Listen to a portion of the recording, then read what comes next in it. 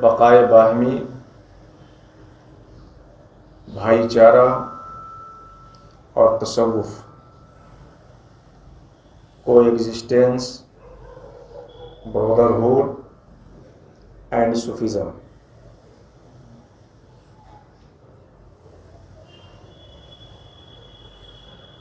بقائے باہمی، آپسی رواداری، مل جل کر کے زندگی بسر کرنا، ایک دوسرے کی ضرورت میں کام آنا، اور تصوف، صوفیزم۔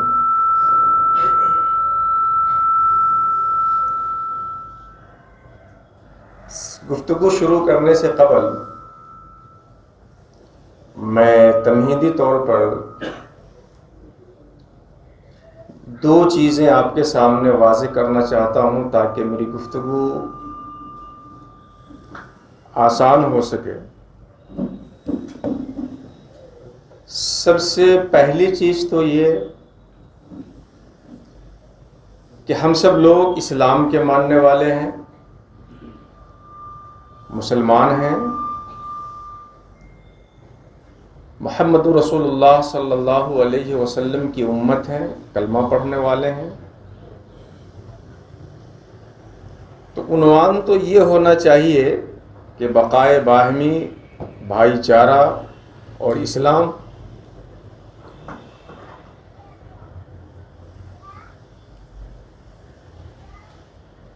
مگر عنوان ہے بقائے باہمی، بھائی چارہ اور تصوف۔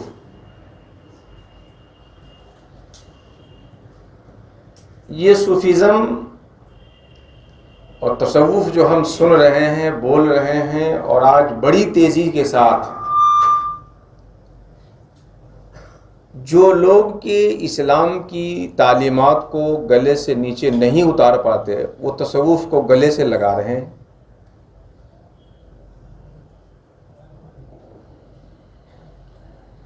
آخر صوفیزم کو اور تصوف کو اسلام میں کیا مقام حاصل ہے اور اس کا اسلام سے کیا رشتہ ہے؟ پھر اس تصوف کو بقائے باہمی اور بھائی چارے سے کیا سمبند ہے، اس کا کیا تعلق ہے، کیا جوڑ ہے؟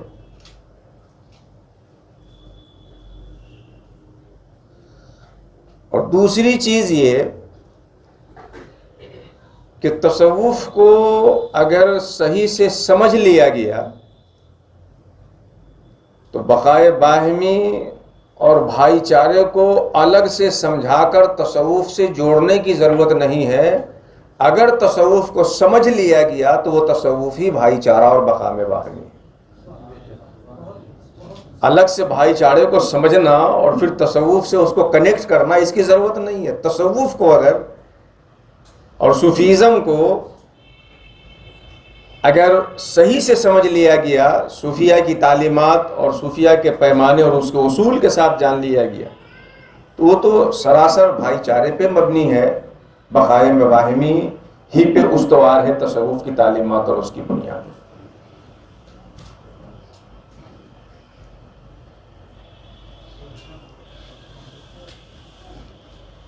ہم اپنی گفتگو کا 3 حصہ کرتے ہیں۔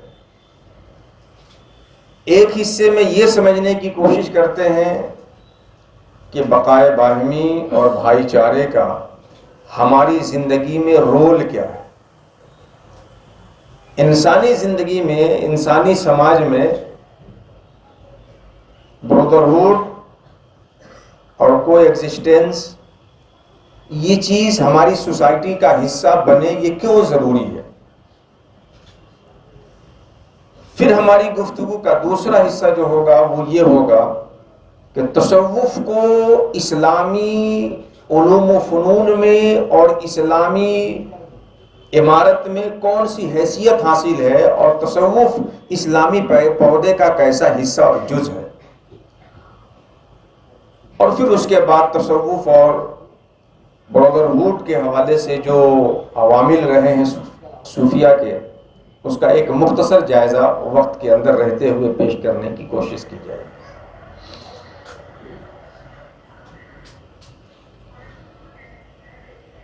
سب سے پہلی چیز بقائے باہمی، آپسی رواداری، مل جل کر کے زندگی گزارنا، ایک دوسرے کو برداشت کرنا، یہ انسانی سوسائٹی میں کتنا اہم ہے. آپ اس چیز کا یوں اندازہ لگا سکتے ہیں کہ اللہ سبحانہ و تعالیٰ نے ہمیں اور آپ کو انسان بنایا، اشرف المخلوق بنایا. ذرے سے لے کر آفتاب تک، قطرے سے لے کر سمندر تک، چینٹی سے لے کر ہاتھی تک، بے پاؤں سے چلنے والے سانپ سے لے کر بے شمار پاؤں رکھ کر چلنے والے گوجر اور دیگر جانوروں تک، سب کا خالق اور مالک اللہ سبحانہ و تعالی ہے. اس کے علاوہ کوئی خالق نہیں ہے اور اس کے علاوہ کوئی حقیقی مالک نہیں ہے.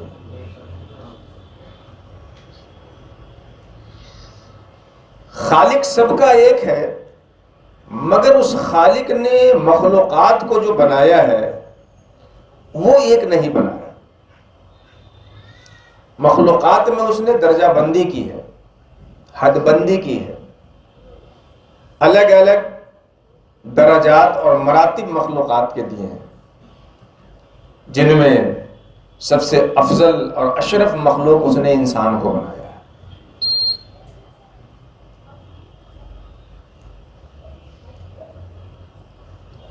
انسانوں کے اندر اللہ سبحانہ و تعالیٰ نے جہاں بہت ساری خوبی عطا کی، اسے اپنا نائب بنایا، روئے زمین پہ اپنی خلافت بخشی، وہیں انسانوں کے اندر اللہ تعالیٰ نے یہ چیز رکھی ہے انسان کے نیچر اور اس کی فطرت میں کہ یہ انسان ایک معاشرتی مخلوق ہے. انسان ایک گھل مل کر کے ایک دوسرے سے مل جل کر کے جینے والی مخلوق ہے.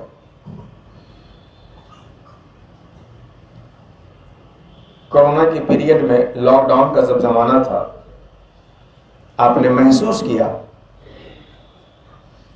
کہ جب ہمیں ہماری گھروں میں مقید ہونا پڑا، محصور ہونا پڑا، تو اپنے گھر میں ہی رہنا کتنا مشکل ہو گیا تھا. دوسرے سے مل کر کے زندگی گزارنا کتنا بھاری ہو گیا تھا. وجہ یہ ہے کہ انسان ایک معاشرتی مخلوق ہے. اللہ نے انسان کو ایسا بنایا کہ یہ مل جل کر کے زندگی گزارے، اور مل جل کر کے ایک دوسرے کے ساتھ رہ سہ کر کے زندگی گزارنا ہماری فطرت کا بھی تقاضا ہے، ہماری شریعت کا بھی مطالبہ ہے. اور ہم جس ملک میں رہتے ہیں، اس ملک کا جو آئین اور دستور ہے، کانسٹیٹیوشن، اس کا بھی ہم سے مطالبہ ہے کہ ہم سارے انسان مل جل کر کے زندگی گزاریں، ایک دوسرے کے ساتھ رواداری کے ساتھ زندگی گزاریں، ایک دوسرے کو برداشت کر کے زندگی گزاریں. مل جل کر کے زندگی گزارنا ہمارا فطری تقاضا بھی ہے، پیدائشی اور لازمی حصہ بھی ہے. ہمارے طرف سے شریعت کا بھی ہمارا مطالبہ، ہماری جانب سے، شریعت کی جانب سے ہم سے یہی مطالبہ ہے، مل جل کے زندگی گزارنا. اور ہمارا دستور، جس ملک میں ہم رہتے ہیں، اس کا قانون بھی ہم سے مطالبہ کرتا ہے مل جل کر کے زندگی گزارنا. ہماری طبیعت جو ہے وہ ہم سے معاشرت کا تقاضا کیسے کرتی ہے، بھائی چارے کا تقاضا کیسے کرتی ہے، بقائے باہمی کا تقاضا ہماری طبیعت کیسے کرتی ہے، نیچر کیسے کرتا ہے. اس کو آپ یوں سمجھیے کہ روٹی، کپڑا اور مکان یہ ہماری زندگی کا لازمی حصہ ہے. بھوک ختم کرنے کے لیے روٹی، ستر چھپانے کے لیے جارے گرمی کے تقاضوں سے بچنے کے لیے کپڑا، اور دیگر لوازمات سے بچنے کے لیے ایک مکان. بہت دیگر تفصیلات میں نہ جا کر اپنی طبیعت کے ان جبری تقاضوں پہ ہی غور کر لیں تو معاشرت اور مل جل کر کے رہنا آپ کے لیے کتنا ضروری ہے یہ سمجھ میں آ جائے گا۔ روٹی، کپڑا، مکان جو ہماری معاشرت طبیعت کا تقاضا ہے، ہماری زندگی کا لازمی حصہ ہے، یہ بغیر ایک دوسرے سے مل جل کر کے رہے ہوئے یہ تقاضے پورے نہیں ہو سکتے۔ کھانا کھانے کی ذمہ داری ہر جاندار کی ہے، لیکن دیگر جاندار ایسے ہیں کہ بکری جس میدان کے حصے پہ منہ مارے وہیں سے اس کا گھاس مل گیا، شیر جنگل میں جدھر ٹہلتے ہوئے چلا جائے کوئی نہ کوئی جانور مل جائے گا، اس کا شکار کر کے اپنا کام کر لیا۔ مچھلی اکیلے کہیں منہ مار دے، کوئی چھوٹا سا کیڑا مل جائے، اس کا کام بن گیا۔ لیکن ہم اور آپ وہ روٹی جو کھا کے اپنی بھوک ختم کرتے ہیں، وہ سالن جس سے روٹی اور چاول کھاتے ہیں، آپ کے سامنے جو دسترخوان پہ موجود ہے اس میں آپ کتنے انسانوں کے محتاج ہیں، آپ تھوڑی سی توجہ کر لیجئے تو معاشرت آپ کی فطرت میں کس قدر شامل ہے سمجھ میں آ جائے۔ وہ گیہوں فصل تیار کرنے والا کسان الگ، اس میں کھاد بنانے والی فیکٹری الگ، سینچائی کرنے کا وبھاگ الگ، کاٹنے کے لیے تھریسر والوں کی ذمہ داری الگ، کاٹنے والا مزدور الگ، لے آئیے تو پیسنے کے لیے آٹا میل چکی الگ، پھر نان بنانے والے اگر گھر میں نہ ہو تو نان بائی کی الگ ضرورت۔ اس ایک روٹی کے ٹکڑے میں آپ کتنے انسانوں کے محتاج ہو۔ کپڑا، دیگر جانوروں کو اللہ تعالیٰ نے ان کے چمڑے میں ایسی خاصیت رکھ دی کہ الگ سے ان کے کپڑوں کو اتنی ضرورت ہی نہیں جتنی ہمیں اور آپ کو۔ پرندے ایک مرتبہ ادھر سے ادھر پڑ مار دے تو ان کا پڑ صاف ہو جائے، نہ صابن کی ضرورت، نہ سرف کی ضرورت، نہ کسی آلہ اور داغ چھڑانے والے کیمیکل کی ضرورت۔ اور ہمارا اور آپ کا جو کپڑا گندا ہوتا ہے تو اس میں کتنے محتاج ہوتے ہیں دوسرے انسانوں کی مدد کے۔ صابن بنانے والے لوگ الگ، بیچنے والے لوگ الگ، کمپنی سے لا کے دکاندار کو دینے والے لوگ الگ، پھر پیس صاف ہو جائے تو پریس کرنے والا الگ، کپڑا سلنے والا الگ، کپڑا بیچنے والا الگ، کپڑا بنانے والا الگ۔ یہ کپڑا جو آپ پہنے ہیں اس میں کتنے انسانوں کی مدد کی ضرورت آپ کو ہے اور کتنے انسانوں کی مدد آپ کے ساتھ شامل ہے۔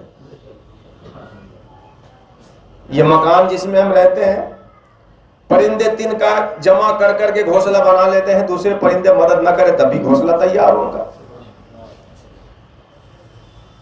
چوہا، سانپ، سوراخ میں رہنے والے جانور کھودتے کھودتے کتنا سرنگ بنا لیتے ہیں، دوسرا مدد نہ کرے تب بھی سرنگ تیار ہوگا۔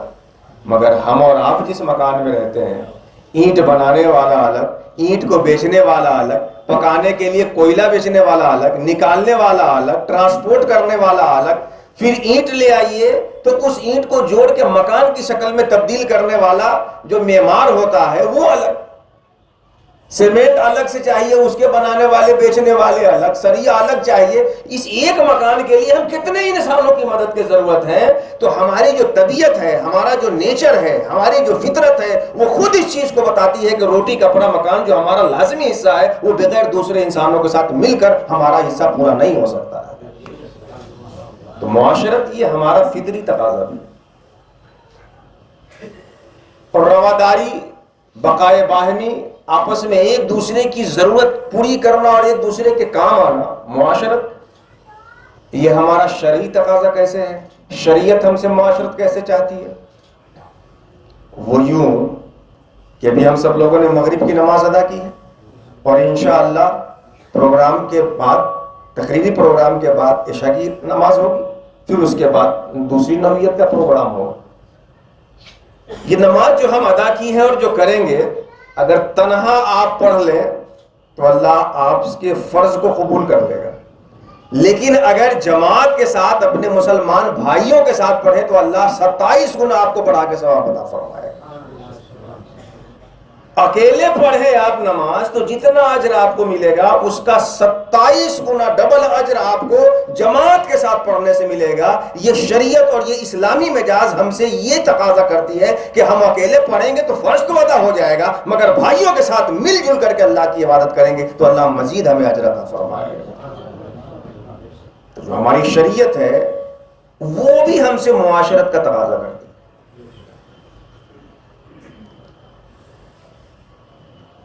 رمضان کے مہینے میں ایک ساتھ سب لوگ سحری کرتے ہیں، ایک ساتھ سب لوگ افطار کرتے ہیں، رمضان ختم ہونے پہ سب ایک ساتھ عید کی نماز پڑھتے ہیں. پوری دنیا کے مسلمان حج کے مہینے میں ایک مقام پہ جا کر کے ایک ساتھ صفا مروہ کی سعی خانہ کعبہ کا طواف کرتے ہیں. یہ پوری انسانی معاشرت، اسلامی معاشرت ہم سے اس چیز کا مطالبہ کرتی ہے کہ ہم بندگان خدا کے ساتھ مل جل کر کے زندگی گزارے ہیں. سورہ فاتحہ کی آیت ہے ایاک نعبد و ایاک نستعین. پروردگار ہم تیری ہی عبادت کرتے ہیں اور تجھ ہی سے مدد چاہتے ہیں.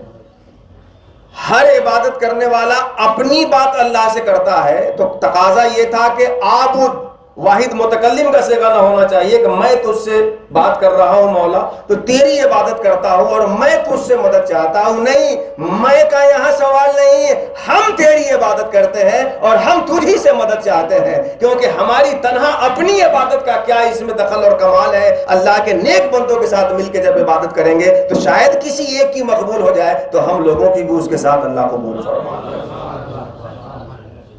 تو ایاک عابد نہیں ہے، ایاک نعبد ہے، و ایاک نستعین ہے. شریعت بھی ہم سے معاشرت کا تقاضا کرتی ہے. اور جس ملک میں ہم رہتے ہیں اس ملک کا دستوری قانون بھی ہم سب لوگوں سے کو ایگزسٹنس، بقائے باہمی اور ایک دوسرے سے گھل مل کر کے زندگی گزارنے کا تقاضا کرتا ہے. یہ ہمارا آئین بھی. وی دا پیپل آف انڈیا، ہم بھارت کے لوگ، ہمارے آئین کا جو آغاز ہوتا ہے وہ آئی سے ہر آدمی حلف نہیں لیتا ہے، میں سے نہیں، وی، ہم بھارت کے لوگ، یہ سارے انڈین جو ہیں وہ سب مل کر کے ایک ہو جاتے ہیں اور اس ملک کو ترقی کرنے کے لیے عہد لیتے ہیں اور اس سنویدھان پہ شپث لیتے ہیں کہ ہم اس کے مطابق زندگی گزاریں. تو وی کے بجائے، آئی کے بجائے وی، عابد کے بجائے نابد، یہ ساری چیزیں ہم سے بتاتی ہیں کہ معاشرت اور مل جل کر کے زندگی گزارنا ہمارا شرعی حق بھی ہے، شرعی مطلوب بھی ہم سے ہے اور قانونی اور دستوری مطلوب بھی ہم سے ہے. یہ معاشرت.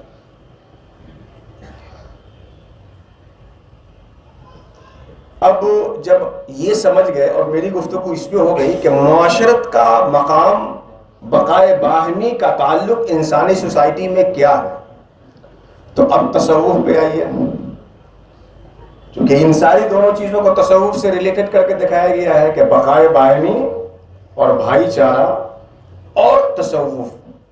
بقائے باہمی اور بھائی چارہ کا اسلامی، یہ انسانی سوسائٹی میں جو مقام ہے، یہ جب سمجھ میں آیا تو اب ایک تمہید میری تصوف کے حوالے سے.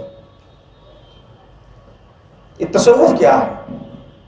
اس وقت بہت سے لوگوں کے سوال میں یہ بہت ذہن میں یہ سوال تیزی سے گردش کر رہا ہے کہ تصوف کیا ہے، اور تصوف کو سمجھنے کی بھی کوشش کی جا رہی ہے اور سمجھانے کی بھی کوشش کی جا رہی ہے.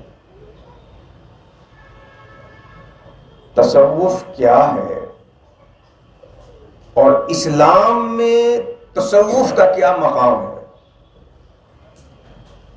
میں بہت ہی شارٹ کر کے آپ کے سامنے اس کا خلاصہ رکھتا ہوں کہ اسلامی تعلیمات میں تصوف کا کیا رول ہے. اگر آپ اسلام کو ایک پودا مان لیں، اسلام کو آپ ایک پودا مان لیں.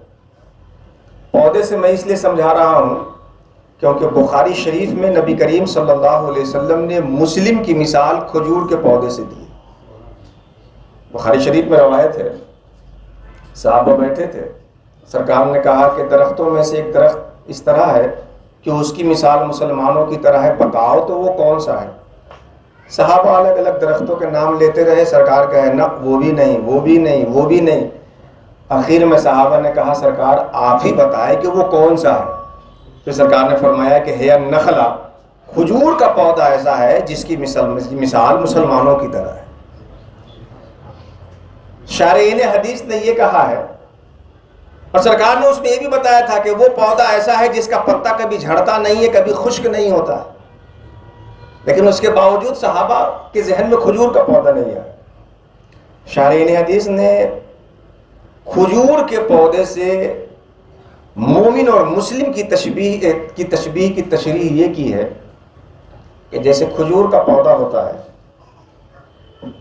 کچھ درختوں کے پودے ایسے ہیں جن کا پھل کام کے لائق ہوتا ہے، کچھ کی پتیاں کام کی ہوتی ہیں، کچھ کی شاخ کام کے ہوتے ہیں، کچھ کا تنا اور اسٹیم وہ کسی کام میں استعمال ہوتا ہے۔ لیکن کھجور کے پودے میں یہ خاصیت ہے کہ اس کا ہر حصہ اپنے وجود سے لوگوں کو فائدہ پہنچانے والا ہوتا ہے۔ وہ جو تنا ہے، اسٹیم، وہ پہلے کے زمانے میں جب مکانات بنتے تھے تو پیلر کے کام آیا کرتا تھا۔ اس کی جو پتیاں ہیں، اگر اس سے چھال نکال دیجئے تو چٹائی بن جائے، اور اس چھال نکالنے کے بعد جو لکڑی بنتی تھی وہ استاذ کو، بدماش بچوں کو کنٹرول کرنے کے لیے تنبیہ الغافلین بن جائے، اور اس کو چھوٹا سا بنا دیجئے تو مسواک بن جائے۔ بہت سارا پھل ہے جو کچا ہو تب اچھا نہیں لگتا، پکا ہو تو بہت زیادہ پکنے سے اچھا نہیں لگتا، اور کھجور کو آپ جس حال میں کھائیں گے اس حال میں اچھا لگے گا۔ اور اس کی گٹلیاں بھی جو ہوتی ہیں وہ حکمت کے اعتبار سے بہت سارے امراض میں کارآمد ہوتی ہیں۔ تو کھجور اپنے ہر حصے سے لوگوں کو فائدہ پہنچانے والا ہوتا ہے۔ تو مسلم کی مثال اس پودے کی طرح ہے کہ مسلمان جس سوسائٹی میں ہوتا ہے، اپنی آنکھ سے، اپنے کان سے، اپنی زبان سے، اپنے مال سے، اپنے علم سے، جسم کے ہر حصے سے لوگوں کو فائدہ پہنچانے والا ہوتا ہے، اور اس کی مثال کھجور کے پودے کی طرح ہوتی ہے۔ تو سرکار نے کھجور کے پودے سے اس کی تمثیل دی، اور قرآن حکیم میں بھی کہا گیا وَمَثَلُهُمْ فِي الْإِنْجِيلِ كَزَرْعٍ أَخْرَجَ شَطْأَهُ۔ محمد رسول اللہ کی امت کی مثال انجیل میں اس کھیتی کی طرح ہے، اور پھر اس کے بعد اللہ تعالیٰ نے باتیں پوری کی ہیں۔ تو قرآن حکیم میں کھیتی سے، فصل سے، اور احادیث کریمہ میں نبی کریم صلی اللہ علیہ وسلم نے اس کی تشریح کرتے ہوئے مومن کی مثال کھجور کے اور پودے سے دی ہے۔ تو اسلام کو آپ اگر ایک پودا فرض کر لیجئے، ایک فصل فرض کر لیجئے، پودا یا فصل جو بھی ہو، دونوں ایک ہی چیز ہوگی۔ تو اس پودے کے، اس فصل کے 3 حصے ہوتے ہیں۔ فصل اور پودے کا ایک حصہ وہ ہے جو بیج کی شکل میں ہے، جو زمین کے اندر رکھا جاتا ہے۔ آپ بازار سے کیلا خرید کے لائے، آم خرید کے لائے، ایک آم بہت زیادہ پکا ہوا تھا، کھانے میں مزہ نہیں آتا، سائیڈ کر دیا۔ گھر کے کسی فرد نے صحن میں گڈھا کھودا اور پکے آم کو اس میں ڈال دیا، گھلے ہوئے آم کو۔ 3-4 مہینے کے بعد وہاں سے آم کا ایک پودا نکلتا ہے، پانی دیتے ہیں، آسمان کی کرنوں سے وہ توانائی حاصل کرتے ہوئے پودا 4-5 سال کے بعد تناور درخت بن جاتا ہے۔ پھر ہوتا کیا ہے کہ جیسا آم زمین کے اندر ڈالے تھے ویسا ہی آم اس کے ڈال کے ہر حصے میں نظر آتا ہے۔ تو اس پودے کا 3 حصہ ہوا، ایک وہ جو زمین کے اندر آپ نے ڈالا، دوسرا وہ جو اس کو سڑا گلا کر کے پھر اوپر پودے کی شکل میں نکلا، اور تیسرا حصہ وہ ہوتا ہے جو اسی طرح آم کی شکل میں اس کے اوپر لٹک رہا ہوتا ہے۔ تو اسلام کے بھی 3 حصے ہیں دین اسلام کے۔ ایک وہ جو بیج کی طرح ہے، جس کو آپ کی قلب کے زمین میں رکھنا ہے، اور وہ ہے عقیدہ، ایمان۔ دوسرا حصہ دین اسلام کا وہ ہے جو پودے کی طرح ہرا بھرا ہوگا، اور وہ ہے عمل، جو آپ کو سر سے لے کے پاؤں تک پورے جسم سے انجام دینا ہے۔ اور تیسرا حصہ دین اسلام کا وہ ہے جو پودے اور کے پھل کی طرح ہے اور اس کے نتیجے کی طرح ہے، وہ ہے تصوف، جو اخلاق و عادات کی شکل میں آپ کے وجود پہ مرتب ہوتا ہے۔ تو تصوف کا مقام اسلامی تعلیمات کے اندر اور دین اسلام کے اندر تصوف کا وہی مقام ہوا جو پھل کا مقام پودے کے اوپر ہوتا ہے۔ پودے کا ایک حصہ جو زمین کے اندر ہے، اسی کی کرشمہ سازیوں سے پھل بن رہا ہے، پودے لگ رہے ہیں، شاخیں نکل رہی، وہ اندر ہے۔ پھر اس بیج سے پودا بنا، تناور درخت بنا، اور پھر اس میں پھل لگتا ہے۔ تو دل میں عقیدہ اور ایمان اور اللہ پہ یقین ہونا چاہیے، جوارے سے، جسم کے ہر حصے سے اس کے مطابق کام ہونا چاہیے، اور پھر اس کے اخلاق و آداب کی شکل میں اس تصوف کو انسان کے وجود میں ہونا چاہیے۔ تو تصوف کا مقام اسلامی تعلیمات میں اور اسلامی دین اسلام کے اندر وہ وہی ہے جو پھل کا مقام پودے کے وجود میں ہوتا ہے۔ ڈاکٹر اقبال نے بڑی اچھی ترجمانی کرتے ہوئے اس کو کہا کہ یقین محکم، عمل پیہم، محبت فاتح عالم۔ یقین محکم، عمل پیہم، محبت فاتح عالم، جہاد زندگانی میں ہیں یہ مردوں کی شمشیر۔ یقین محکم عقیدہ، عمل پیہم مسلسل عمل انجام دینا، اور محبت یہ تصوف ہے۔ اقبال کی اس تعبیر میں محبت یہ تصوف ہے۔ اب جب یہ آپ سمجھ گئے کہ محبت یہ تصوف ہے تو آپسی بھائی چارہ اور اس کے بعد میں بقائے باہمی یہ الگ سے سمجھانے کی ضرورت نہیں ہے، کیونکہ محبت ہی جب تصوف ہے تو جو محبت کا جام پی لیا ہوگا وہ جسے دیکھے گا عداوت کی نظروں سے نہیں دیکھے گا، محبت کی نظروں سے دیکھے گا۔ اچھا، اب ذرا اس محبت کے شجرے پہ آئیے۔ جب تصوف اقبال کی اس تعبیر میں محبت ہے تو اب ذرا محبت کے شجرے پہ آئیے۔ محبت کیا ہے؟ حدیث قدسی ہے، اللہ پاک فرماتا ہے، سرکار دو عالم اس کے راوی ہیں، اللہ پاک فرماتا ہے کہ کنت کنزا مخفیا فاحببت ان اعرف فخلقت الخلق، میں ایک چھپا خزانہ تھا تو میں نے چاہا کہ پہچانا جاؤں۔ اللہ فرماتا ہے میں ایک چھپا خزانہ تھا، چاہا کہ پہچانا جاؤں، فخلقت الخلق، تو میں نے مخلوق کو بنایا۔ تو ہماری اور آپ کی تخلیق کا جو آغاز ہے وہ محبت سے۔ اللہ تھا، اللہ کے علاوہ کوئی نہیں تھا۔ کان اللہ ولم یکن معہ شیء غیرہ، اللہ تھا، اس کے علاوہ کوئی نہیں تھا۔ اللہ نے چاہا کہ میں پہچانا جاؤں۔ احببت ان اعرف، میں چاہا، اللہ نے چاہا کہ پہچانا جاؤں۔ محبت سے آغاز ہو رہا۔ احببت، مجھے اس بات سے محبت ہوئی کہ مجھے پہچاننے والے ہوں، تو پھر اللہ نے پہچاننے والے کو پیدا فرمایا۔ وما خلقت الجن والانس الا لیعبدون، اللہ فرماتا ہے ہم نے انسان اور جنات کو صرف اپنی عبادت کے لیے پیدا کیا۔ حضرت عبداللہ ابن عباس لیعبدون کی تفسیر کرتے ہیں الا لیعرفون، کہ ہم نے انسان اور جنات کو اپنی معرفت کے لیے پیدا کیا۔ اللہ نے چاہا کہ پہچانا جاؤں، تو اس محبت کے نتیجے میں پہچاننے والوں کا وجود ہوا۔ تو اسی محبت کے نتیجے میں تو ہم سب یہاں آئے ہوئے ہیں۔ اب یہاں آنے کے بعد ہمیں بھی کیا کرنی ہے کہ چونکہ محبت کی بنیاد پر ہمارا وجود ہوا ہے تو ہمارے اندر صرف اور صرف اللہ کی محبت اور اللہ کے لیے اللہ کو بندوں کی محبت ہونی چاہیے۔ اس دل میں اللہ تعالیٰ کی محبت کے علاوہ کسی اور کی اور اللہ کے لیے محبت ہونے کے علاوہ کسی اور کی محبت کی گنجائش نہیں ہونی چاہیے۔ ہم سب محبت کی بنیاد پر آئے ہیں، تو محبت اللہ تبارک و تعالیٰ سے، اور یہ جو تصوف ہے نا محبت، یہی دین کی بنیاد ہے۔ کیونکہ عمل جو آپ کو اور ہمیں انجام دینا ہے، نماز، روزہ، زکوٰۃ، حج اور اقرار کلمہ شہادت کا، یہ ساری چیزیں در حقیقت محبت ہی کے تقاضوں کا نام ہے۔ والذین آمنوا اشد حبا للہ، ایمان والے کو سب سے زیادہ محبت اللہ سے ہوتی ہے۔ آدمی کو جب کسی سے محبت ہو جائے تو اس کی یاد بار بار آتی ہے، بار بار اس محبوب حقیقی کو یاد کرنا ہی نماز ہے۔ آدمی کو جب محبت کسی سے ہو جاتی ہے تو اس کے لیے مال خرچ کرنے میں لطف آتا ہے، اپنی زکوٰۃ میں سے اور اپنے مال میں سے نکالنا یہ محبوب کے لیے اسی محبت کا تقاضا ہے۔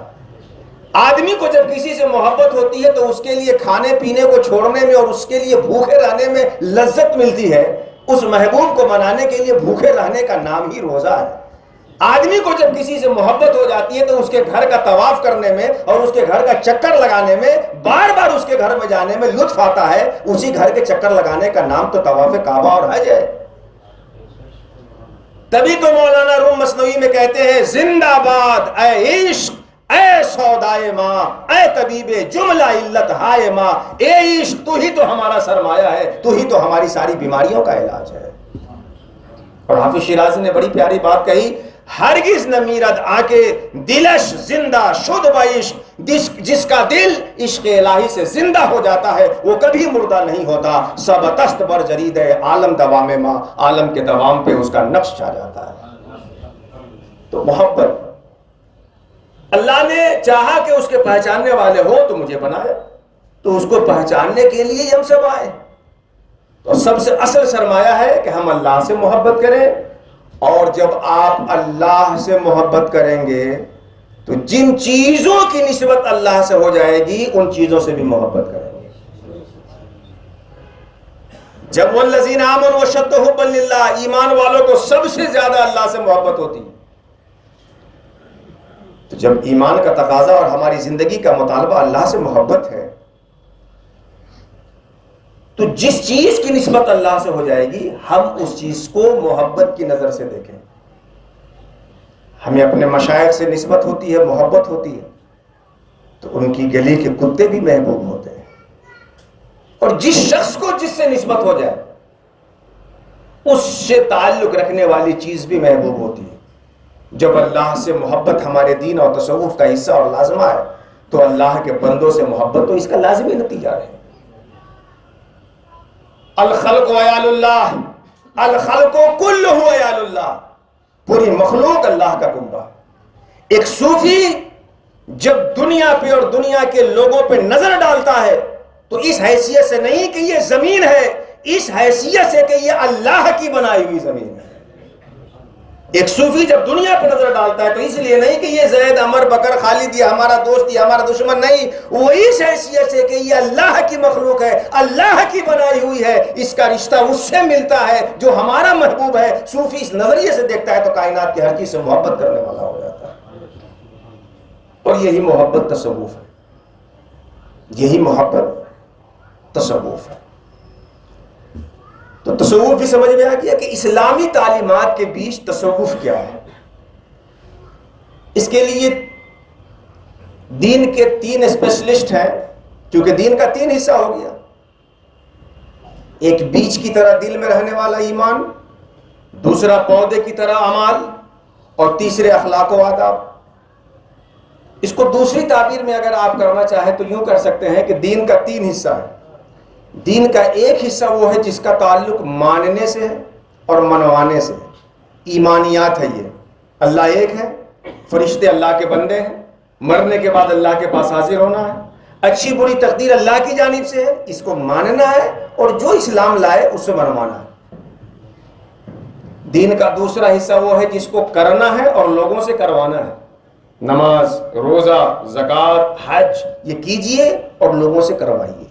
اور دین کا تیسرا حصہ جو اخلاق و آداب اور احسان و تصوف ہے، اس کا تعلق دیکھنے اور دکھانے سے۔ دین کا 3 حصہ ہوا، ماننا منوانا، کرنا کروانا، اور دیکھنا دکھانا۔ ماننا، کرنا اور دکھانا، ان تعبد اللہ کانک تراہ فإن لم تکن تراہ فإنہ یراک، یہی تو تصوف ہے احادیث کی زبان میں، کہ اللہ کی عبادت اس طرح کرو کہ گویا اللہ کو دیکھ رہے ہو، اور یہ تصور نہ کام سکو تو یہ یقین رکھو کہ اللہ تعالیٰ تمہیں دیکھ رہا ہے۔ یہ دیکھنا دکھانا دین کا تیسرا حصہ ہے جسے تصوف کہتے ہیں۔ تصوف میں نے ابھی جو شروع گفتگو کی ابھی تصوف کے حوالے سے، کہ لوگوں کے ساتھ مل جل کر کے، لوگوں، یہاں تو یہ ہے صوفیہ کے ہاں تصوف میں کہ ہم اور آپ اگر کسی معصیت کے مرتکب کو دیکھیں تو ذلیل نظروں سے دیکھیں گے اور آئے تو بھگا بھی دیں گے، مگر صوفیہ وہ ہے کہ جب ان کے پاس کوئی معصیت کر کے آتا ہے تو بھگاتے نہیں ہیں، جیسے ماں گندا لگا کر آنے والے بچے کو ڈانٹ کے بھگانے کے بجائے گلے سے لگا کر پھر سے صاف کرتی ہے، یہ صوفیہ معصیت میں گھرے ہوئے انسان جب ان کی خدمتوں میں آتے ہیں تو اس کو گلے سے لگا کے پیار، محبت اور شفقت سے نوازتے ہیں اور معصیت کی گندگی سے دور کر کے اللہ کا محبوب بناتے ہیں۔ اب یہ جو بقائے باہم ہے، بھائی چارگی ہے اور تصوف ہے، یہ دونوں چیزیں الگ الگ سمجھ میں آ گئی۔ سوسائٹی، انسانی سوسائٹی بغیر بقائے باہم کے نہیں چل سکتی، اور تصوف کا اس میں کیا رول ہے۔ اب ہم اس چیز پہ آتے ہیں کہ بقائے باہم کو تصوف کے اصول میں ہم اپنی سوسائٹی میں فروغ کیسے دیں. موضوع اور محمول ٹاپک کا دونوں حصہ واضح ہو گیا کہ بقائے باہمی کا انسانی سوسائٹی میں کیا دخل ہے اور تصوف کیا ہے.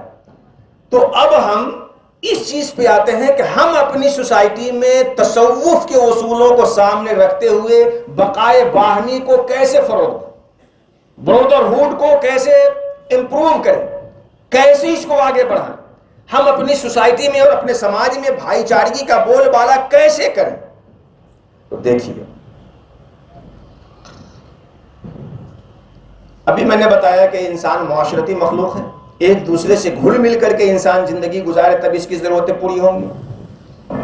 اگر ہم چاہتے ہیں کہ بقائے باہمی ہماری سوسائٹی میں آئے, سماج میں آئے, تو ہمیں اس کے لیے جو سب سے پہلا کام کرنا ہے, سب سے پہلا کام جو صوفیہ کے ہاں سب سے پہلے مرحلے میں کرایا جاتا ہے, بقائے باہم کو آپس میں اور سماج میں لانے کے لیے ہم کو سب سے پہلا کام وہ کرنا ہے جو صوفیہ کے ہاں کرایا جاتا ہے.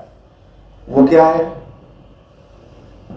بزرگوں کے ہاں مشائخ کی بارگاہ کا اور تصوف کا سب سے پہلا چیپٹر ہے, سب سے پہلا سبق ہے عاجزی. اور یہ عاجزی آپ کو کیسے آئے گی؟ اپنے اندر انکساری, دوسرے کو اپنے سے بہتر جاننا اور اپنے کو دوسرے سے کم تر جاننا. یہ جو ہے تصوف کا سب سے پہلا چیپٹر. اپنے کو بہتر نہ سمجھے اور دوسرے کو اپنے سے بہتر جانے. اس کے حوالے سے چونکہ تصوف کا میں اصول بیان کر رہا ہوں تو صوفیوں کی طرف سے اس کو بیان کرنا ہوگا, اپنی طرف سے نہیں بیان کرنا ہوگا. یہ بھارت کی راجدھانی اور ہم سب کی روحانی راجدھانی بھی سلطان المشائخ صاحب فیوض لامتناہی محبوب الہی خواجہ نظام الدین اولیاء رحمۃ اللہ تعالی علیہ کی آرام گاہ, جو ہم سب کی روحانی کیپٹل ہے, اسپریچول کیپٹل, روحانی مرکز, حضرت سلطان جی کے حوالے سے. اور یہ مہینہ 11ویں شریف کا مہینہ چل رہا ہے جو حضور غوث پاک کا مہینہ ہے. تو ایک مکان کے اعتبار سے سلطان جی کی بارگاہ میں چلتے ہیں اور ایک زمان کے اعتبار سے محبوب الہی کے پاس چلتے ہیں. اور ان دونوں عظیم صوفیوں سے تصوف کا جو سب سے پہلا چیپٹر ہے اور مقام باہمی کا جو سب سے پہلا زینہ ہے, پہلا اسٹیپ ہے, اس کو سمجھنے کی کوشش کرتے ہیں. آپس میں برادرہوڈ کے لیے, کوئی ایگزسٹنگ کے لیے, مقام باہمی کے لیے, آپسی رواداری کے لیے ان صوفیوں نے, ان مشائخ نے, تصوف کے حاملین نے جو اصول دیا ہے وہ کیا دیا ہے کہ جس کسی کو آپ دیکھیں اپنے سے بہتر جانیں, آپ اس کو اپنے سے اچھا جانیں. حضرت سلطان جی محبوب الہی فوائد الفوائد میں فرماتے ہیں کہ جس کسی کو بھی دیکھو اپنے سے بہتر جانو. سلطان جی تو یہاں تک کہتے ہیں کہ اگر کسی کو معصیت میں مبتلا دیکھو تب بھی اس کو بہتر جانو اور اپنے کو اس سے کم تر جانو. یہ فوائد الفوائد کی بات ہے, جو دیکھنا چاہیں گے دیکھ سکتے ہیں. سلطان جی نے کہا کہ معصیت کرنے والے کو بھی, جس کسی کو گناہ میں دیکھیے آپ, اس کو بھی اپنے سے بہتر جانیے. کیوں؟ اس لیے کہ ہو سکتا ہے کہ یہ اس کی آخری معصیت ہو, اس کے بعد نیکیوں کا سیلاب اس کی زندگی میں آ جائے, اور تمہاری اطاعت آخری طاعت ہو جس کے بعد معصیت تمہاری زندگی میں آ جائے. سلطان جی نے فرمایا کہ اگر کسی کو دیکھو کہ وہ غلط کر رہا ہے, فعل غلط ضرور ہے مگر فاعل ہم سے پورا ہے, یہ فیصلہ آپ مت کریے. اور اسی سرزمین دہلی سے ایک دوسرا سبق شیخ عبدالحق محدث دہلوی کا لیجیے. شیخ عبدالحق محدث دہلوی فرماتے ہیں کہ اگر میرے پاس چور لایا جائے ہاتھ کاٹنے کے لیے تو میں قاضی رہوں گا تو اس کے ہاتھ کاٹوں گا, کیونکہ اسلام کی سزا چور کے ہاتھ کاٹنا ہے. لیکن اپنے کو چور سے بہتر جان کے نہیں. احساس کیجئے کہ چور چوری کر کے آیا, جرم ثابت, اس کے ہاتھ کاٹ رہا ہوں قاضی کی حیثیت سے, لیکن میں بہتر ہوں، قاضی ہوں، وہ ذلیل ہے، چور ہے، اس حیثیت سے نہیں، اس وقت بھی چور کو بہتر جانوں گا اپنے سے۔ کیوں؟ اس لیے کہ اس نے ایک غلطی کی تھی اور اس کی سزا اس کو دنیا میں مل گئی، آخرت میں اس کی غلطی کالعدم ہو گئی۔ اور میں نے جو رات کی تنہائی اور لوگوں کی نظروں سے چھپ کے کیا، جسے میں جانتا ہوں، میرا رب جانتا ہے، کل قیامت کے دن جب وہ رجسٹر کھلیں گے اور دفتر کھلیں گے اعمال کے، تو پھر کیا میرا حال ہوگا۔ اس لیے میں اپنے کو اس وقت بھی چور سے بدتر سمجھتا ہوں۔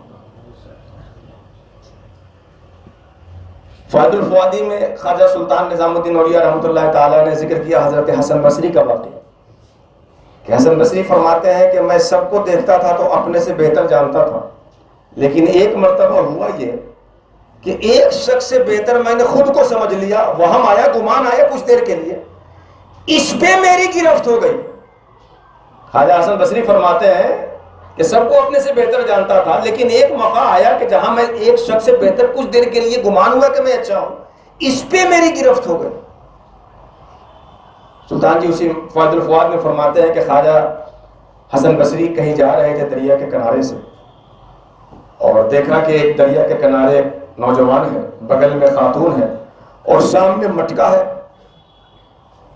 مجھے لگا کہ غیر محرم کو دریا کے کنارے لے کر مٹکے کے شراب کے بوتل کو لے کر کے عیش میں مبتلا ہے۔ میرے دل میں خطرہ گزرا، مولا میں تیرا حقیر بندہ ہوں، مجھ جیسا کوئی نہیں، لیکن اس سے تو بہتر ہے کم سے کم کہ وہ شراب کی بوتل لیا ہے، غیر محرم کو ساتھ میں لیا ہے۔ حسن بصری فرماتے ہیں کہ ابھی میں وہی تھا کہ ایک کشتی دریا کے اس کنارے سے ادھر آ رہی تھی۔ بیچ دریا میں جب کشتی پہنچتی ہے تو ہوا کا رخ بدلتا ہے، طوفان آتا ہے، کشتی ہچکولے کھاتی ہے، لوگ ڈوبنے لگتے ہیں، بچاؤ بچاؤ کرنے لگتے ہیں۔ وہ نوجوان اپنی خاتون اور بوتل کو، سراہی کو چھوڑ کے دریا میں کودا اور ڈوبنے والے ایک ایک شخص کو پکڑ کے باہر لا کے رکھ دیا۔ اس کے بعد ایک کو چھوڑ کے کہتا ہے کہ حضرت آپ جائیے نکال لائیے، چونکہ میں کبھی جانتا نہیں تھا تیرنا، میں گیا نہیں تھا دریا کے اندر، میں تو عاجز ہو گیا۔ پھر کہا کہ تم ہی جاؤ نکال لاؤ۔ تو اس نے کہا کہ حضرت یہ میری بیوی ہے اور مٹکا میں پانی ہے، اور آئندہ کسی کے بارے میں غلط گمان نہیں کرنا چاہیے۔ حسن بصری فرماتے ہیں کہ جب اس نے یہ کہا تو مجھے ایسے لگا میرے پاؤں کے نیچے زمین کھسک گئی، کہ میں تو سمجھ رہا تھا کہ اس سے کم بہتر ہوں، لیکن وہ مجھ سے کتنا اعلیٰ نکلا کہ کتنے بندگان خدا کے جان بچانے کا ذریعہ بن گیا، اور میں تو ایک کو بھی نہ بچا سکا۔ یہ ہے تصوف کا وہ سبق جو ہمیں مشائخ اور صوفیہ سے ملتا ہے، اور اس کو آپ اپنے سماج میں اپلائی کریں، دوسرے کو عظیم جانیں، تو ایک دوسرے کے ساتھ بھائی چارگی کا رشتہ قائم ہوگا۔ حضرت غوث پاک کی بارگاہ میں آئیے، حضور غوث پاک فرماتے ہیں کہ جس کسی کو دیکھو اپنے سے بہتر جانو، اپنے سے افضل جانو۔ غوث پاک اس کی تفصیل کرتے ہیں کہ اگر اپنے سے زیادہ عمر کے لوگوں کو دیکھو تو ان کی عزت کرو، کیونکہ ان کا عمر زیادہ ہے تو ان کی نیکی زیادہ ہو، اور اپنے سے کم عمر کے لوگوں کو دیکھو تو ان کی عزت کرو، کیونکہ ان کی عمر کم ہے تو گناہ بھی تم سے کم کیا۔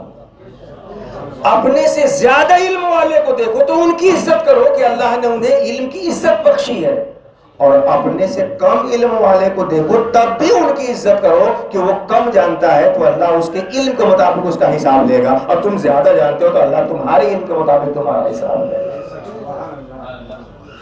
تو یہ ہے صوفیہ کے دستور۔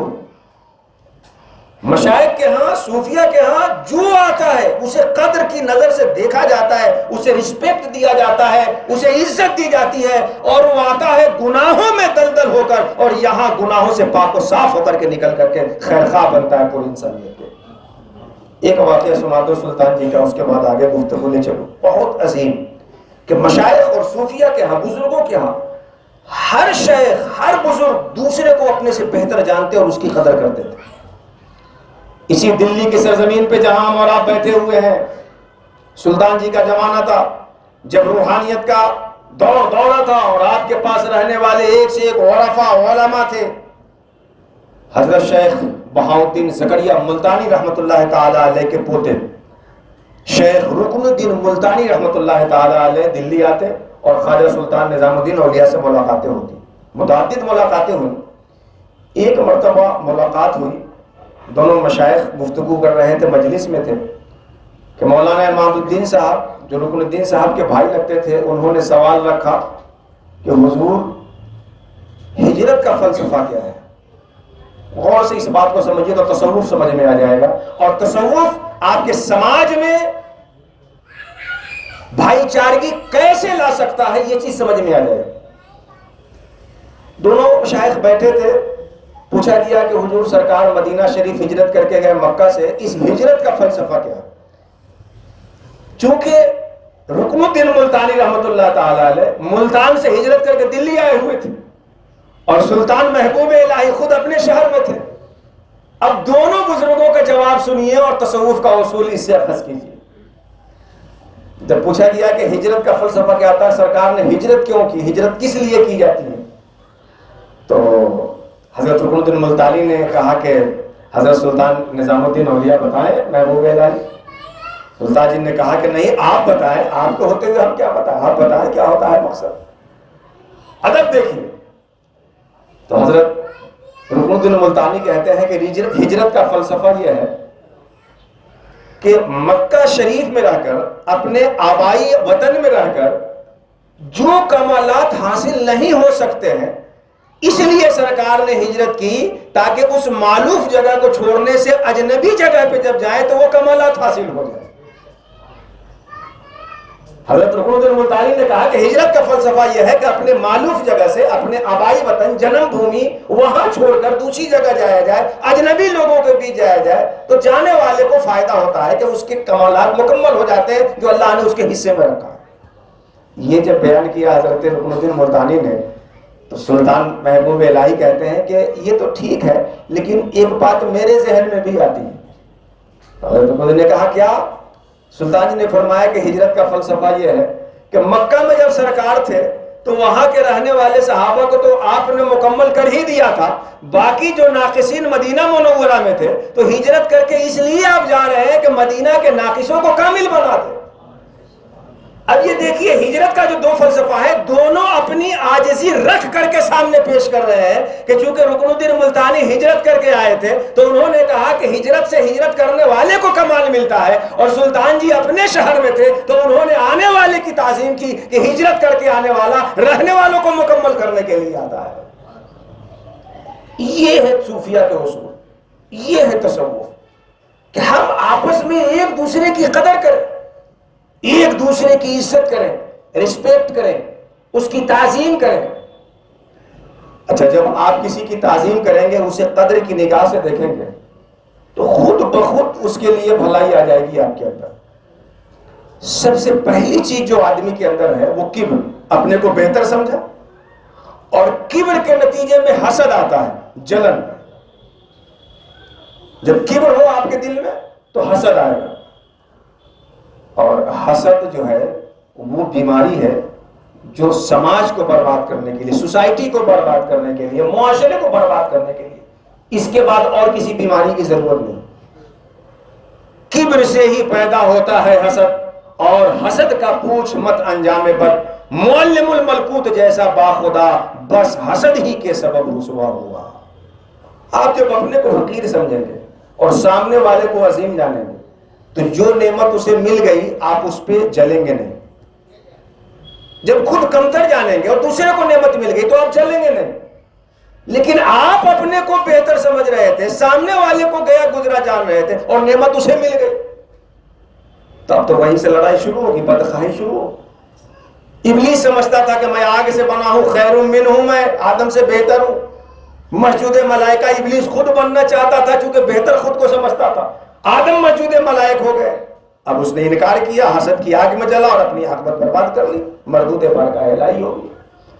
تو ہم تصوف کے حوالے سے سماج میں، سوسائٹی میں، اپنے معاشرے میں برادرہوڈ کو لانے کے لیے، بھائی چارگی کو لانے کے لیے جو سب سے پہلا کام کرنا ہے، دوسرے کو عزت کی نظر سے دیکھیں۔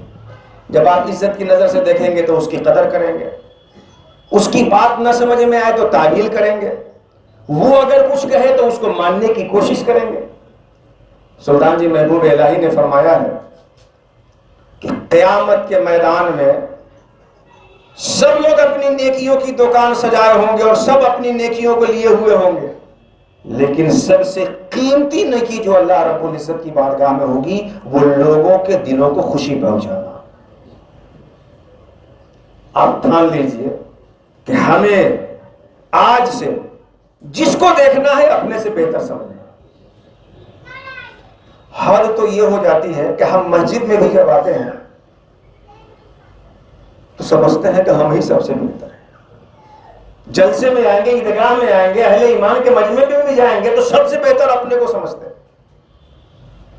صوفیہ کا سب سے اول رول یہ ہے کہ ہم جہاں بھی جائیں اپنے کو سب سے بہتر نہیں, سب سے کم تر جان کر کے جائیں, اس جذبے سے کہ وہاں بڑے نیک اور اچھے لوگ بیٹھے ہیں, شاید ایک مجلس میں شریک ہو جانے سے ان کی صحبت کے برکت سے اللہ ہماری قیامت میں مغفرت فرما دے گا. اس جذبے کے ساتھ ملے کسی سے. تصوف کی بات ہے تو اس چیز کو واضح کرنے کے لیے آخری بات, میر عبد الواحد بلگرامی رحمۃ اللہ تعالی علیہ صوفیہ میں ایک عظیم نام ہے, اور ہندوستان میں عام طور پر جو سلسلے آج کل عوام میں رائج ہیں وہ کسی نہ کسی طرح سے میر عبد الواحد بلگرامی اور آپ کی ذات سے فیض پاتے ہیں. میر عبد الواحد بلگرامی کو جب ان کے پیر نے خلافت دی, کچھ مہینے کچھ سال ہوئے, تو پوچھا کہ کسی کو مرید کیے ہو, کوئی آیا ہے طالب بن کر یا کوئی آیا ہی نہیں؟ میر عبد الواحد کہتے ہیں کہ حضور کئی لوگ آئے تھے, بیعت کی ارادہ ظاہر کیا, لیکن میں اہل ہی نہیں پاتا کہ کسی کو مرید کروں, اللہ تک پہنچاؤں, اس لیے میں نے مرید نہیں کی. جب یہ ان کے پیر نے سنا تو کہا, عبد الواحد مشائخ نے تمہیں ایک ذمہ داری دی تھی اور اس میں بھی تم اپنی اہلیت ڈھونڈنے لگے. مشائخ نے ایک ذمہ داری دی تھی اور اس میں بھی تم اپنی اہلیت تلاش کرنے لگے. ارے اس لیے تھوڑے مرید کیا جاتا ہے کہ تم اس کو اللہ تک پہنچا دو. مرید تو اس لیے کیا جاتا ہے کہ کوئی بخشا ہوا بندہ مرید ہونے کے بہانے تمہارے ہاتھ میں ہاتھ دے دے تو اس کے ہاتھ سے مس ہونے کی وجہ سے قیامت میں تمہاری بخشش ہو جائے. یہ ہے تصوف اور صوفیہ کے مجاز, اور یہ ہے اصول. اور آج ہم لوگوں کی صورتحال کیا کہ ہماری ٹوپی گول ہے اور آپ کی لمبی ہے تو ہم آپ کا نفع نہیں چاہ سکتے. آپ کا پیجامہ یہاں تک ہے, ہمارا نیچے چلا گیا ہے تو ہم آپ کے لیے خیر خواہ نہیں بن سکتے. حد ہو گئی صاحب. جو اسلام اپنا سینہ اتنا کشادہ رکھتا ہے کہ اپنے ملک میں رہنے والے ذمی اور غیر مسلم جو امان سے رہیں ان سب کے لیے اپنے امن کے دروازے کھول کے رکھتا ہے, ہم ایک رسول کا کلمہ پڑھنے والے, ایک قرآن پہ یقین رکھنے والے, ایک کعبہ کو قبلہ بنانے والے اور ایک مسلمان اور ایک امت ہونے کا دعویٰ کرنے والے آج کیسے ہم بڑھتے چلے جا رہے ہیں اور ایک دوسرے کے خلاف بول رہے ہیں. سماج میں, سوسائٹی میں آپسی بھائی چارہ نہ ہو تو انسان کی زندگی اسی روئے زمین پہ جہنم بن جاتی ہے. یہ صوفیہ کے رہنما اصول تھے, تصوف کے یہ بنیادی مقاصد تھے. تصوف میں یہ کیا جاتا ہے کہ آپ عیب اپنا دیکھیں اور خوبی دوسرے کی دیکھیں. یہ جو میں نے بتایا نا کہ دوسرے کو بہتر جانے اپنے کو کمتر جانے, اس کے لیے سب سے رہنما اصول صوفیہ کے یہ ہے کہ جب ان کے پاس آپ آئیں گے تو دوسرے کا عیب یہ نہیں دیکھنے دیں. وہ کہیں گے کہ دوسرے کا عیب دکھے بھی تو اس میں عذر نکالو. حدیث شریف ہے, اپنے بھائی کے قول و فعل میں 70 عذر ڈھونڈو. اور یہ 70 تحدید کے لیے نہیں ہے, کثرت بتانے کے لیے. جتنا ڈھونڈ نکال سکو, جب تک عذر نہ ملے کوشش کرو کہ کوئی عذر نکل جائے. تو دوسرے کے معاملے میں عذر ڈھونڈیے, دوسرے کا حسن ڈھونڈیے, اور اپنے معاملے میں اپنے عیب پہ نظر رکھیے. بڑا پیارا جملہ کہا جاتا ہے, اس پہ اپنے گفتگو ختم کرتا ہوں, کہ اگر عیب ڈھونڈنے کا آپ کو شوق ہو, عیب ڈھونڈنے کا شوق ہو تو بجائے دوربین سے ڈھونڈنے کے آئینہ سے ڈھونڈیے. اگر عیب ڈھونڈنے کا آپ کو شوق ہو تو بجائے دوربین لگا کے دوسروں کا عیب ڈھونڈنے کے وہ آئینہ کے سامنے چلے جائیے. دوربین دوسرے کا عیب دکھائے گا, آئینہ آپ کو آپ کا عیب دکھائے گا. اور المومن و مرآۃ المومن, یہ صوفیہ مومن کے آئینہ ہوتے ہیں. آپ مشائخ کے پاس آ جائیں گے تو دوسروں کے عیب پہ آپ کی نظر نہیں ہوگی. جس دن سے ان کا رشتہ آپ سے مضبوط ہوگا, تصوف کی وادی میں آپ قدم رکھیں گے, اپنا عیب دیکھنے والے بن جائیں گے. اور جب اپنے عیب پہ آپ کی نظر ہوگی تو دوسرے کی عزت کریں. اللہ سبحانہ و تعالیٰ کی بارگاہ میں دعا ہے کہ مولا کریم ہمیں اور آپ کو یہ تصوف جو صحن اسلام میں اور درخت اسلام میں پھل کی حیثیت رکھتا ہے, یہ جو ایک مزاج اور ہم آہنگی تصوف کے حوالے سے ہو رہی ہے، اللہ اسے استقامت عطا فرمائے۔ لوگوں کے دل و دماغ میں تصوف کو جاننے کے جو جذبات جگ رہے ہیں، اللہ تعالیٰ اس جذبات کو، اس صبح نو کو بہترین دن کی صورت میں تبدیل فرمائے۔ تصوف سمجھیے، سمجھائیے۔ تصوف کے مراسم ہیں، ہم مشائخ کے بارگاہ میں نظر پیش کرتے ہیں، چادر پیش کرتے ہیں، نظر دیتے ہیں، لیکن تصوف کی حقیقت یہ ہے کہ سب سے زیادہ ہمارے دل میں اللہ کی محبت ہو اور اللہ کے لیے اللہ کے بندوں سے محبت ہو۔ اگر یہ نہیں ہے تو صرف مراسم تصوف رہ سکتے ہیں، حقیقت تصوف کا اس سے کوئی تعلق نہیں۔ مولا کریم اس بیان بازی میں اور اس بولنے میں کوئی بے مناسب ترکیب اگر زبان سے ادا ہوئی ہو تو اسے معاف فرمائے، اور جو بات قابل عمل ہو اس عظیم بارگاہ اور اس عظیم شہر جہاں پہ ہم سب کے روحانی پیشوا نظام الدین اولیاء رحمۃ اللہ علیہ آرام فرما ہے، یہاں کی فضاؤں کے صدقے ہم سبوں کو اچھی باتوں پہ عمل کی توفیق عطا فرمائے۔ پندہا داتے محاسن شد فرات وما علینا یا اخی الا البلاغ۔ السلام علیکم۔